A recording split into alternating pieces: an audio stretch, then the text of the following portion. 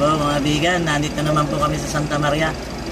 Medical po namin yung nung mga ayan po mga bigan, dinala po namin sa veterinary kanina okay naman doon, dilinis yung kanyang mga sugat. Kailangan talagang ma-medical yung taong ewan ko po kung matatay yung ulo. Putol yung kamay, putol yung daliri. Putol pa yung daliri. Magkakabit pa kung tatanggalin naman ng doktor dito.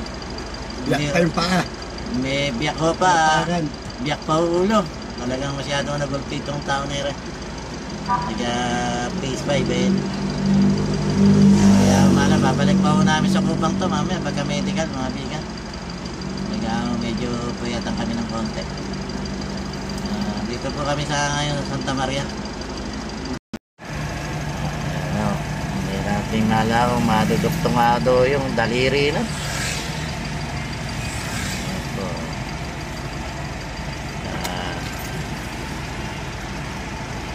Ito po yung aking kasamang team leader. Kaso ito kailangan duty pa bukas to sa kalsada.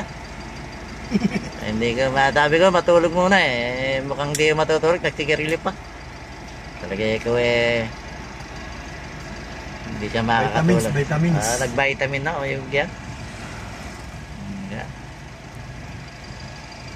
Sige po mga bigan, babay mo na. Inaantayin din namin to kasi pagka medical dadali namin sa babalik ko rin sa barangay ng Kupang. Para madalaw yung stop ng medical. Sabi ko ng mga polis, balik doon sa Kupang. Pagkatapos ito ito sa Santa Maria. Sige po mga bigan, sabi na po. Ano ba, mamaga na pala. Magandang alauna po ng madaling araw.